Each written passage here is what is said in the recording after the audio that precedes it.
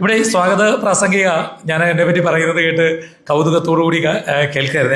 എനിക്കറിയാവുന്ന അറിയപ്പെടുന്ന കവയത്രിയാണ്. അപ്പം ഞാൻ പലപ്പോഴും ചിന്തിച്ചിട്ടുള്ളത്, എഴുതാൻ അറിയുന്നവർക്ക് പ്രസംഗിക്കാൻ അറിയില്ലെന്നും പ്രസംഗിക്കാൻ അറിയുന്നവർക്ക് എഴുതാൻ അറിയില്ലെന്നുമാണ്. പക്ഷേ രണ്ടു മേഖലകളിലും വളരെ മനോഹരമായി ഇടപെട്ട ജയ ടീച്ചർ പറഞ്ഞ ഒരുപാട് കാര്യങ്ങൾ.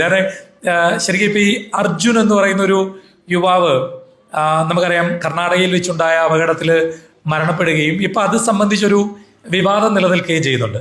അപ്പം എനിക്ക് അർജുൻ മരിച്ച് സ്വർഗത്ത് ചെന്ന് ഇരിക്കുകയാണ് എന്ന് നമ്മൾ കരുതുക, നമ്മുടെ ഒരു ഇമാജിനാണ്.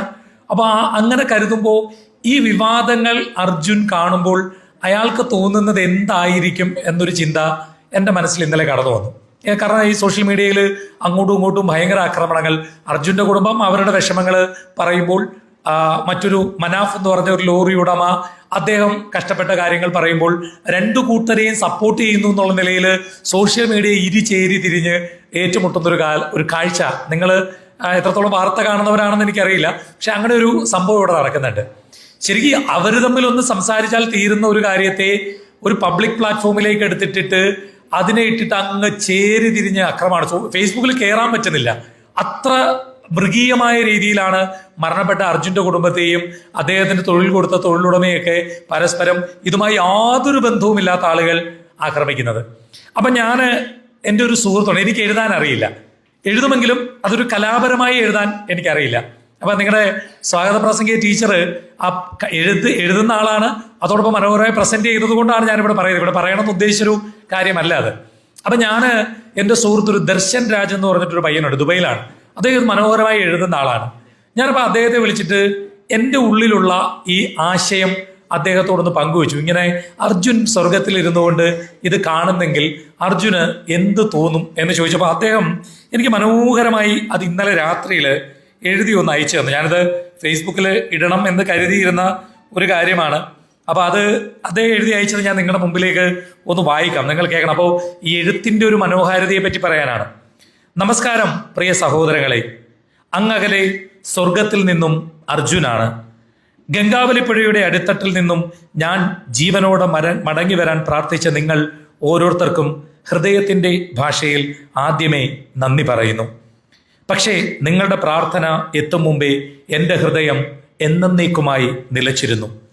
ഇരുട്ടിനുള്ളിലെ പുകമറ മാറി ഒന്നുറക്ക പൊട്ടിക്കരയാൻ മനസ്സ് പലവട്ടം വിതുമ്പിയെങ്കിലും ഭൂമിയിലെ വെളിച്ചം കാണാൻ എൻ്റെ ശരീരത്തിന് നീണ്ട 71 ദിവസങ്ങൾ വേണ്ടി വന്നു. ആ ഓരോ ദിവസങ്ങളും എത്ര സ്നേഹത്തോടെയാണ് കടന്നുപോയത്.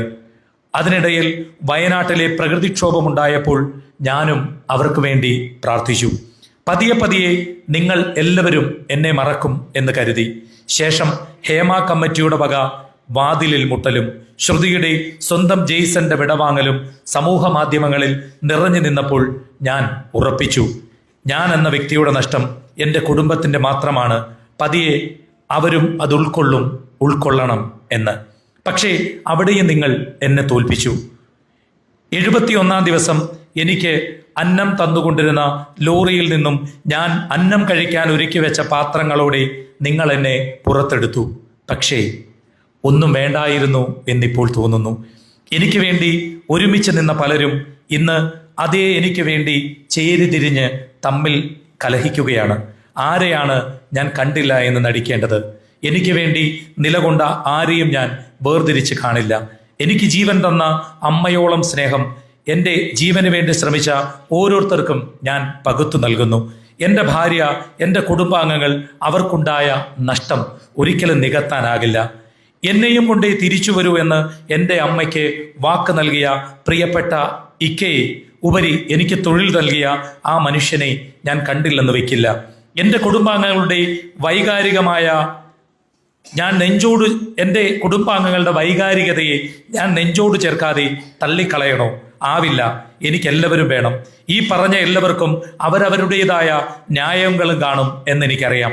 പക്ഷേ എൻ്റെ മനസ്സിൽ എന്നിലെ ദേഹത്തോട് ചോദിക്കാൻ ഒരു ചോദ്യമേ ഉള്ളൂ. സമൂഹ മാധ്യമങ്ങളിലെ അന്തിച്ചർച്ചകളിൽ കിടത്തി ദഹിപ്പിക്കാനാണോ എൻ്റെ ദേഹത്തെ നീ വെളിച്ചം കാട്ടിയത്? ഇപ്പോൾ തോന്നുന്നു എൻ്റെ ശരീരം കിട്ടേണ്ടതില്ലായിരുന്നു എന്ന്. എങ്കിൽ എന്നോടും എൻ്റെ കുടുംബത്തോടും എന്നെ സ്നേഹിച്ചവരോടും എന്നും ഒന്നിച്ചുള്ള കരുതൽ മലയാള സമൂഹം നൽകിയേനെ. ജീവൻ പോയപ്പോൾ ഞാൻ ഇത്രയും കരഞ്ഞില്ല. ഇന്ന് ഞാൻ നെഞ്ചുപൊട്ടി കരയുകയാണ്.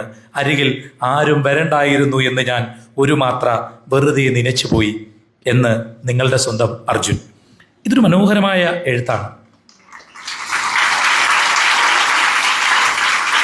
ഇത് എൻ്റെ ചിന്തകളെ ഒരാൾ എഴുതി ഫലിപ്പിച്ചതാണ്.